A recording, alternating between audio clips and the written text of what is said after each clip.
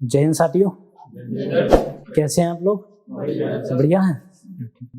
तो आज का हमारा विषय रहेगा SC/ST एक्ट के बारे में। ठीक है, तो SC/ST एक्ट ये तो जानना चलो जरूरी है कि कब जो है ये आया, कब इस अधिनियम को लाया गया, ये जानना जरूरी है। हालांकि तिथियों का कोई ऐसा महत्व नहीं है क्योंकि परीक्षा तो देने नहीं है, सिर्फ ये है कि क्यों लाया गया, वजह जाननी जरूरी है।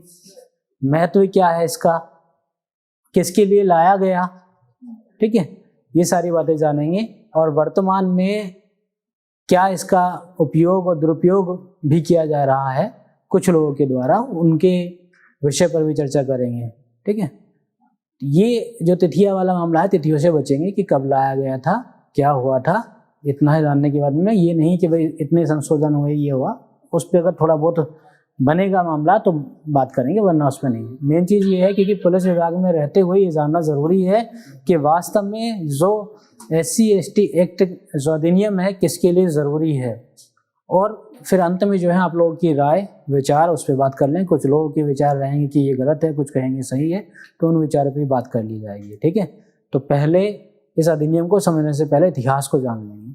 इतिहास जानेंगे तो थोड़ा उससे समझ में आ जाएगा, जिसको आज हम बोलते हैं अनुसूचित जाति एवं अनुसूचित जनजाति अधिनियम। इसमें दो चीजें हैं, निवारण के लिए भी है इसका, ठीक है, निवारण भी होना चाहिए, ठीक है, रेमेडीज कम से कम पता हो कि क्यों लाया गया वो चीजें। तो इन सारी चीज़ों को जानने से पहले जो SC/ST होते हैं, जो अनुसूचित जाति हैं, जनजाति है, उस बैकग्राउंड को जान लेंगे। ठीक है, जब हम प्राचीन इतिहास पढ़ते हैं तो प्राचीन इतिहास में जब शुरुआत होती है पूरा पाषाण काल की, जिसको हम ताम्र पाषाण कालीन सब ऐराशी जोड़ते हैं। ठीक है, तो उस दौरान क्या होता है कि जो पूरा पाषाण काल है, तो जब आपने 6 क्लास में ही पढ़ा होगा, आदि मानव, मानव, होमोसेपियंस, ये पूरा सेपियंस, ये पूरा एक सीरीज के बारे में पढ़ा होगा। आग की उत्पत्ति, पहिए का विकास, तो एक अलग अलग फेजेज रहे। उस दौरान सिर्फ और सिर्फ मानव था, ना कोई जात, ना कोई पात, कोई ऐसा, ना कोई वर्ण व्यवस्था, ना कोई वर्ग विभाजन, कुछ नहीं था। मानव सिर्फ जो है शिकार पर ही आधारित था, शिकार करता था, उसी को अपना भोजन बनाता था, वही अपना खाता था। ना परिवार की अवधारणा, ना एक समाज की अवधारणा, ये कोई मौजूद नहीं थी कि अपना परिवार भी होगा, कोई मतलब नहीं था। ना ही संपत्ति की अवधारणा कि मेरा है, और ना कोई भूमि की अवधारणा कि जमीन जायदाद संपत्ति ये सब मेरी है, कुछ नहीं था। सिर्फ मानव जो है मानव था। उसके बाद में आगे इतिहास की तरफ आते हैं, प्रोटो हिस्टोरिकल एरा या पीरियड की तरफ। तो उसके नए नए काल, जैसे वैदिक काल हो गया। वैदिक काल के भी अलग अलग चरण हैं, एक तो ऋग वैदिक काल और फिर उसके बाद में उत्तर वैदिक काल। ऋग वैदिक काल और उत्तर वैदिक काल में दोनों की अगर तुलना की जाए तो बेहतर माना जाता है वो ऋग वैदिक काल को। क्यों माना जाता है? क्योंकि ऋग वैदिक काल में एक अच्छी चीज थी कि वर्ण व्यवस्था जो कि आज के समय में है, जैसे उत्तर भारत की अगर बात करें तो ब्राह्मण, क्षत्रिय, वैश्य, शूद्र, और वहीं दक्षिण भारत में जाएंगे तो ये चीजें नहीं है। दक्षिण भारत में 2 ही वर्ण चलते हैं, एक तो द्रविड़ हो गए, ठीक है, मतलब जो बोलते हैं एक तो ब्राह्मण, एक गैर ब्राह्मण, सिर्फ 2 चलते हैं, सिर्फ 2। उत्तर भारत जैसी वर्ण व्यवस्था मौजूद नहीं है। ऋग वैदिक काल में ना तो ये वर्ण व्यवस्था मौजूद थी, सिर्फ वर्ग विभाजन था, और वर्ग विभाजन भी क्या था? कार्य के आधार पर था, कर्म के आधार पर। मतलब मान लीजिए कि एक ही परिवार में अगर कोई 4 व्यक्ति हैं, 4 लोग हैं, एक को पूजा पाठ करना अच्छा लगता है, पढ़ाई लिखाई करना अच्छा लगता है, तो वो पुरोहित कहलाता था। एक व्यक्ति को युद्ध करना, व्यायाम करना, मार धाड़, ये सब चीज, इन सब में रुचि थी, इन सब चीजों में रुचि थी, तो वो क्षत्रिय कहलाता था। एक व्यक्ति को व्यवसाय में रुचि रही तो वैश्य हो गया, वैश्य जिसको बोला जाता था। और जो चौथा व्यक्ति बचा, जिसको एकदम सुप्त रहना पसंद था कि नहीं, ना करना है, ना बिजनेस करनी है, ना युद्ध लड़ना है, ना पूजा पाठ, ना ज्ञान की प्राप्ति करनी है, उसको तो मतलब आज कुआं खोदेंगे और आज ही पानी पिएंगे, इस तरह से उसका माहौल रहा। वो दूसरों की सेवा में लगा रहता था। तो दूसरों की सेवा में जो रहता था वो आज के टाइम की अगर तुलना करें उसकी, तो शूद्र, वो कर्म के आधार पे रहा। तो ऋग वैदिक काल में सिर्फ वर्ग विभाजन था, सिर्फ वर्ग विभाजन, जिसमें एक पुरोहित हो गया, योद्धा हो गया, व्यापारी हो गया, और तीसरा जो लेबर होता है, मजदूर हो गया। सिर्फ इतना ही था। ऋग्वेदिक काल में ये जो वर्ण व्यवस्था है वो सामने आती है। मतलब अब परिवार से निकल करके हो गया, ये मजबूत हो गई कि एक परिवार में पहले 4 लोग थे, तो अब वो स्थायी हो गए। जो पुरोहित था तो उसका बेटा भी पुरोहित बना, जो योद्धा था, क्षत्रिय था, उसका बेटा भी क्षत्रिय सैनिक रहेगा, और जो व्यापार करता है उसका बेटा भी व्यापार करेगा, उसकी संतानें व्यापार करेगी, और जो मजदूर था, लेबर था, तो वो लेबर ही रहेगा।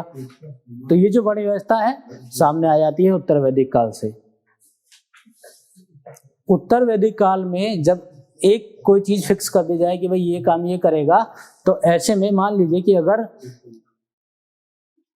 आज बाजार के क्षेत्र में देखें कि एक व्यक्ति जो है मोबाइल फोन ही बेचेगा और एक ही दुकान रहेगी उसकी, तो फिर अगर आप उससे मोबाइल फोन खरीदने जाते हैं तो वो तो आपको आपकी मर्जी के अनुसार तो प्राइस नहीं देगा ना, वो तो अपनी मर्जी के खिलाफ, अपनी मर्जी के अकॉर्डिंग देगा। भाई जो मोबाइल अगर 15 का बिक रहा है वो 16 का देगा, आपको लेना पड़ेगा एक ही। तो उत्तर वैदिक काल में क्या है, ये एक मजबूरी भी कह लीजिए कि एक मजबूरी भी रही। इसमें और जो है जो वर्ण व्यवस्था है मजबूत होती गई। वहीं ऋग्वेदिक काल में स्वतंत्र थे, एक घर में 4 व्यक्ति हैं और चारों अलग अलग कार्य करते हैं, तो आप किसी को भी बुला लीजिए, दूसरे परिवार में से भी किसी को बुला लीजिए, तो वहाँ पूरी आज़ादी थी। खैर, वर्ण व्यवस्था जब उत्तर वैदिक काल से आगे अपने चरण में आती है, फिर उसके बाद में आता है महाजनपद काल, जिसको बुद्ध काल भी बोलते हैं। बहुत नजदीक आ गए हैं, बुद्ध काल जिसको बोला जाता है। जो काम सिर्फ मजदूरी का किया करते थे, युद्ध में जो लोग हार जाया करते थे, युद्धबंदी जिनको कहा जाता है, उन्हीं को जो है दास बना लिया जाता था। और चूंकि आधुनिक समय की ओर बढ़ रहे थे, जब दास बना लिए जाते थे, इन्हीं दासों का प्रयोग वो घरेलू कार्य में भी किया करते थे। मतलब वो खेती करना, खेती करा रहे हैं तो युद्धबंदियों से कराया जा रहा है, घरेलू कार्य हैं, झाड़ू पोछा बर्तन, ये सब युद्धबंदियों से, तो दास प्रथा मौजूद रही। फिर जब बुद्ध का समय आया तो बुद्ध के समय में वही जो दास असंतुष्ट रहे उसकी स्थिति को आगे देखा जाए। भाई एक व्यक्ति से आप इतना काम ले रहे हैं कि उसके प्राण निकल जा रहे हैं, पर उस काम के अनुरूप उसको वेतन नहीं मिल रहा है, तो असंतोष तो रहेगा, विरोध होगा। फिर धीरे धीरे जो है, और अगर हम आधुनिक काल की ओर बढ़ते हैं तो चाहे ब्रिटिश काल की बात करें या फिर अपना अब वर्तमान स्थिति की बात करें, तो वही वर्ण व्यवस्था मौजूद रही जो आज के टाइम में जो जिक्र किया था उत्तर भारत में मौजूद रही। ब्राह्मण, क्षत्रिय, वैश्य और शूद्र। ठीक है, शूद्र में जो है अगर हम बात करें, जैसे कुछ लोगों को जानकारी भी नहीं होगी, अभी एक जो है और मुख्यमंत्री जो उत्तर प्रदेश के रहे, उनका भी एक पत्रकार ने इंटरव्यू लिया था, तो उसमें जो है पूछा गया, बोले गए कि आप शूद्र हैं क्या बताइए, तो उन्होंने खुल के बोला कि हाँ मैं शूद्र हूँ। तो पत्रकार जो है कहने लगे, अरे आप शूद्र कैसे हो गए, कह रहे इतिहास पढ़िए। तो ये गलत सेमिनार है, ये पहले से ही है। अगर जो अहीर जो जाति बोली जाती है, यादव जो होते हैं, वो शूद्रों में ही आते हैं। ठीक है, शूद्र से मतलब सिर्फ दलितों से नहीं है, मतलब ठीक है, उस लेबर जो है मजदूर वर्ग है उससे नहीं है सिर्फ। ठीक है, तो कई इसमें आते हैं, खैर उस पर चर्चा नहीं करेंगे। मेन चीज ये है, जो आज के टाइम में अनुसूचित जाति जनजाति बोला जाता है, इनको दलित भी कहते हैं, उनके लिए देखिए, आप किसी को कितना ही आप सोच रहे हैं कि अगर मान लीजिए कि आज उसके हाथ में शक्ति नहीं है या पावर नहीं, सत्ता नहीं है, तो उसको दबा दिया जाए, मगर एक समय ऐसा आएगा कि जो दाब है, जो प्रेशर है, वो विस्फोट करेगा, और जब वो विस्फोट ज़्यादा ब्लास्ट होगा, ज़्यादा तकड़े में होगा, तो वो जो चार दीवारी हैं जिसे बंद किए थे वो पूरा हिला के रख देगा। आप कहीं भी देख लीजिए, विज्ञान का भी नियम है, अगर आप कुकर में उस प्रेशर को, उस गैस को नहीं निकलने देंगे तो ब्लास्ट हो जाएगा वो।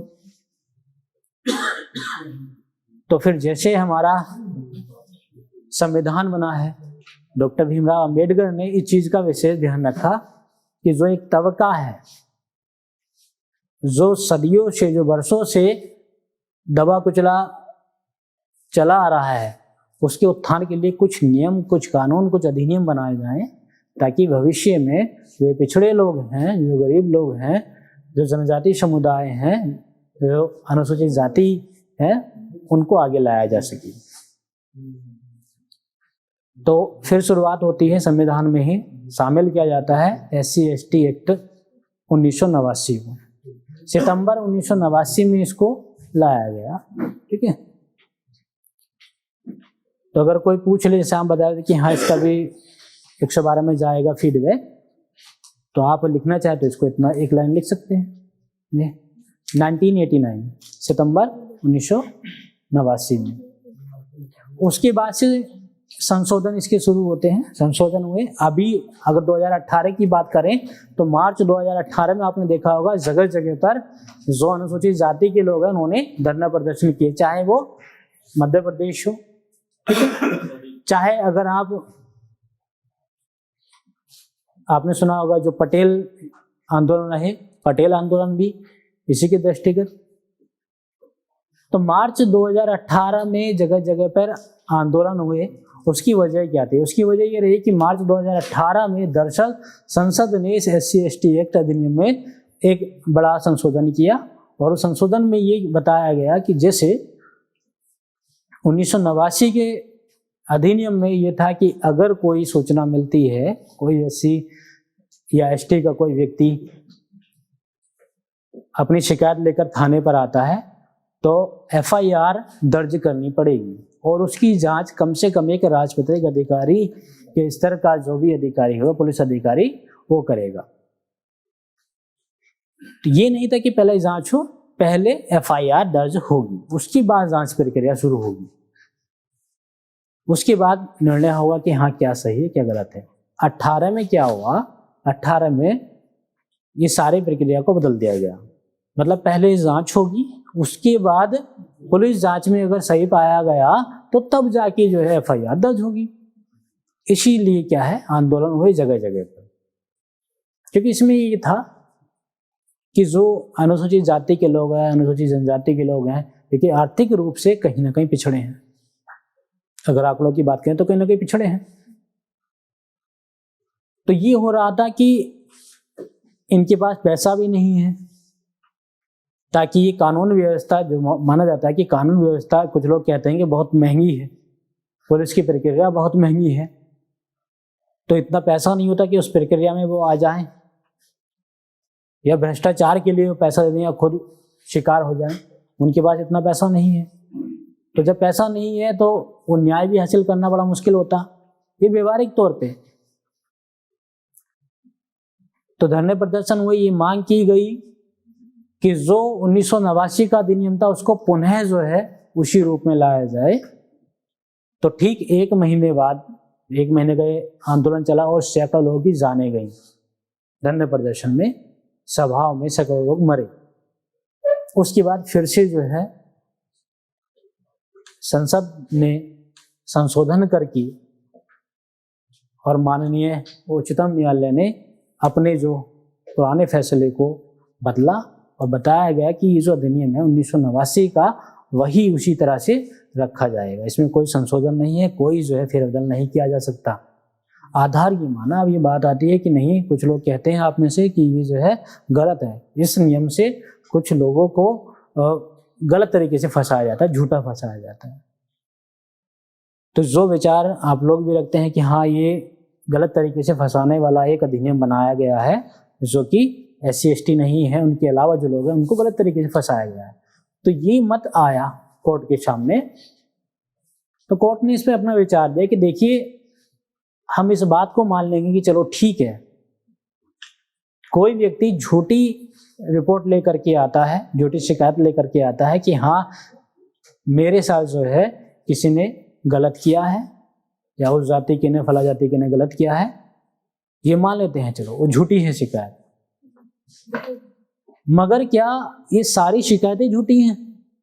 सारी शिकायतें झूठी नहीं हो सकती ना। अगर किसी को झूठा आरोप लगा है तो जांच है वो क्लियर हो ही जाएगा। तो जब जांच में क्लियर हो जाएगा, सच्चाई सामने आ जाएगी, तो फिर वो व्यक्ति छूट जाएगा, कोई दिक्कत नहीं है। मगर हमने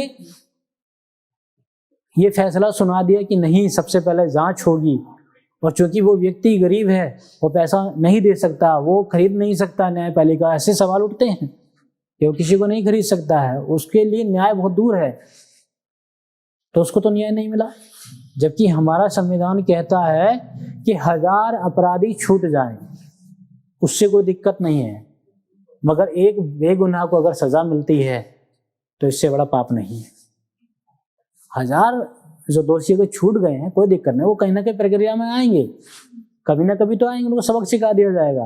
मगर एक बेगुनाह को अगर सजा मिल जाती है तो सोच के देखिए कितना गलत होगा। तो आधार ये माना गया, इसलिए तब से अप्रैल 2018 से लगातार यही चलता आ रहा है। और त्वरित रूप से जब भी कोई ऐसा मामला आता है SC/ST एक्ट का से संबंधित मामला, तो उसकी FIR तुरंत दर्ज कराई जाती है। और राजपत्रित अधिकारी, हालांकि स्पष्ट रूप से लिखा है कि वो एक जो है पुलिस अधीक्षक होंगे, तो राजपत्रित अधिकारी में चाहे वो CO हों, ठीक है, CO स्तर के अधिकारी भी विवेचना करते हैं, ठीक है, कोई अराजपत्रित अधिकारी नहीं करेगा इसकी विवेचना। अब इसमें आप में से अगर किसी को कोई डाउट हो कि हाँ ये ऐसा हुआ है, इसका दुरुपयोग यहाँ होता है, तो सवाल पूछ सकते हैं कि नहीं इसमें और संशोधन होना चाहिए, क्या क्या संशोधन हो सकते हैं, तो अपने अपने विचार रख सकते हैं। यह सही है, कहाँ तक सही है, सिर्फ इस अधिनियम के बारे में ही।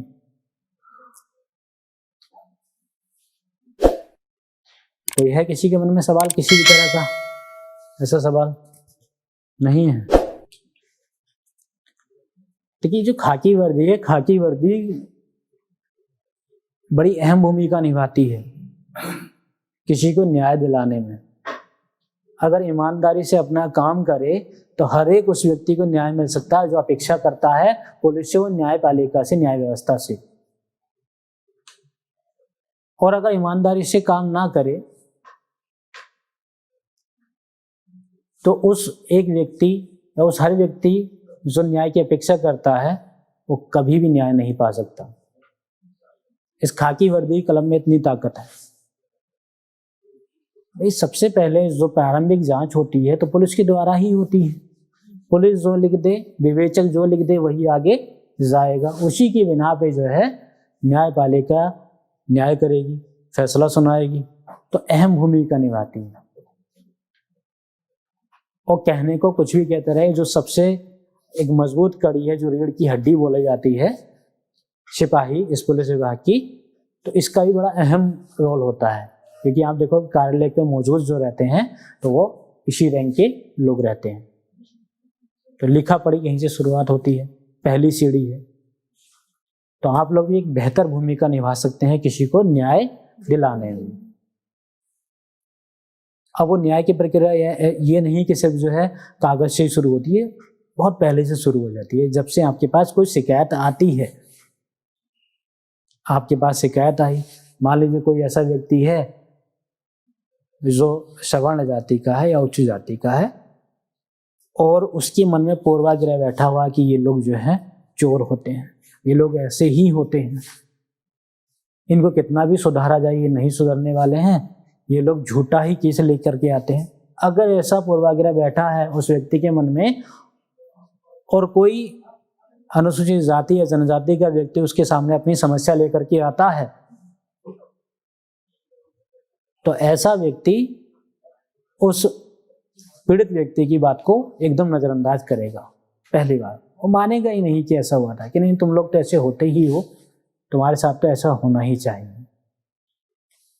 तो जब न्याय की बात करते हैं, न्याय के सिद्धांत की बात करते हैं, तो न्याय के सिद्धांत में कहीं पर भी पूर्वाग्रह की जगह नहीं होती है कि हम ये पहले से ही मन में ठान के बैठ लें, अपने मन के अंदर ये बैठा लें कि हाँ कोई अगर व्यक्ति आएगा उस जाति का तो वो चोर ही होगा या वो गलत ही करता होगा, इनको तो जितना मारा पीटा जाए तो सही रहेगा क्योंकि ये पिटने लायक है। तो ऐसे में फिर न्याय नहीं कर पाएंगे आप। तो ये जरूरी हो जाता है कि कम से कम जो कागजी कार्रवाई है उससे पहले भी अपने विवेक से, अपनी समझ से, अपनी नैतिकता दिखाते हुए इतना तो जिम्मा बनता है कि जो व्यक्ति आता है कम से कम उसकी समस्या को सुना जाए, क्योंकि फैसला करने वाले आप लोग नहीं हैं। उस स्तर पर ना तो कोई फैसला होता है, ना ही आप फैसला सुना सकते हैं, ना ही आप जो है किसी को आदेश दे सकते हैं। हाँ, उस चरण से ये है कि आगे जो न्याय की प्रक्रिया है वो बढ़ सकती है। अगर कोई पीड़ित व्यक्ति SC/ST से ताल्लुक रखता है और वो आपके सामने समस्या लेके आया है तो उसकी समस्या को सुनिए। आपके मन के अंदर अगर पूर्वाग्रह बैठा हुआ है तो उसको आप वहाँ नहीं इस्तेमाल कीजिए। आप सुनिए उसकी समस्या, सही है गलत है वो फैसला करने वाले आप लोग नहीं हैं। और फैसला न्याय व्यवस्था करेगी, कानून व्यवस्था करेगी। आपका जो कर्तव्य है उस कर्तव्य को पूरा कीजिए, उस कर्तव्य को बड़ी ईमानदारी से निभाइए, तब जाके एक व्यक्ति को न्याय मिलता है। अब सवाल ये नहीं करेंगे, उस पर ये बहस नहीं करेंगे कि न्याय व्यवस्था जो है इतनी लंबी है, क्या है। न्याय व्यवस्था लंबी है, उसमें कहीं ना कहीं सुधार की आवश्यकता तो है ही। न्याय प्रक्रिया की बात करें तो आज अगर कोई अपराध हुआ है तो कम से कम 10 साल, 20 साल, 30 साल, 50 साल तक लग जाते हैं किसी को न्याय मिलने में। तो इसमें सुधार करने की तो जरूरत है। खैर वो मामला या वो मुद्दा हमारा नहीं है। हमारा अगर जो कर्तव्य है उसी को एक खाकी वर्दी वाला ईमानदारी से निभा ले, ईमानदारी से उसको पूरा कर दे, तो हमारे उस समझ से एक व्यक्ति को न्याय मिल सकता है। और जब न्याय मिलेगा उसको तो कहीं ना कहीं जो है बोला जाता है कि ईश्वर अगर कहीं मौजूद है तो आप में और हम में ही है। अगर आप किसी की हेल्प कर दिए, किसी को उसके दिल को सुकून बजाया, उसको न्याय दिलाए, तो आप उसके लिए ईश्वर है। आप उसको मुसीबत में काम आए। हमारे लिए अगर हमको कभी मुसीबत में होते हैं, अगर कोई हमारी सहायता करता है तो लगता नहीं कि हम उसके पाँव छू लें, उसको नमन कर लें। यही ईश्वर की उदाहरण है जिसने आपका साथ दिया। तो अगर आप किसी के लिए इतना करते हैं, अपने कर्तव्यों को ईमानदारी से निभाते हैं, तो एक बेहतर छवि बनेगी आपकी और इस खाकी की, पुलिस की। और पुलिस की नौकरी करना इतना आसान नहीं है प्रत्येक व्यक्ति जो पुलिस की नौकरी कर ले। ठीक है, तो ये SC/ST एक्ट के बारे में थोड़ी एक सूक्ष्म जानकारी थी।